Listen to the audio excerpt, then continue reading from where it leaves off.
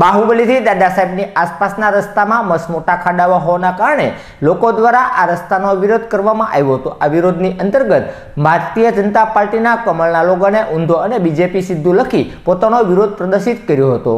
બાહુબલીથી દાદા સાહેબની આસપાસના વિસ્તારના રસ્તા ઉપર મસમોટા ખાડાઓ છે, જેના કારણે વાહન ચાલકો અને લોકોને ભારે હાલાકીનો સામનો કરવો પડે છે। ત્યારે આ રોડના ખાડાઓના કારણે એક અનોખો વિરોધ લોકો દ્વારા કરવામાં આવ્યો હતો, જેમાં ભારતીય જનતા પાર્ટીના સિમ્બોલ એટલે કે કમળને ઊંધું લગાડવામાં આવ્યું હતું અને લોકોએ ભારતીય જનતા પાર્ટીને તેમના આ વિકાસના ખાડાઓ દેખાડવા માટે આ અનોખો વિરોધ કર્યો હતો। જો આવતા દિવસોમાં ભારતીય જનતા પાર્ટી કોઈ પણ નક્કર કાર્યવાહી નહીં કરે તો આ લોકો તેમને પાઠ ભણાવશે, તે વાતને નકારી શકાય નહીં।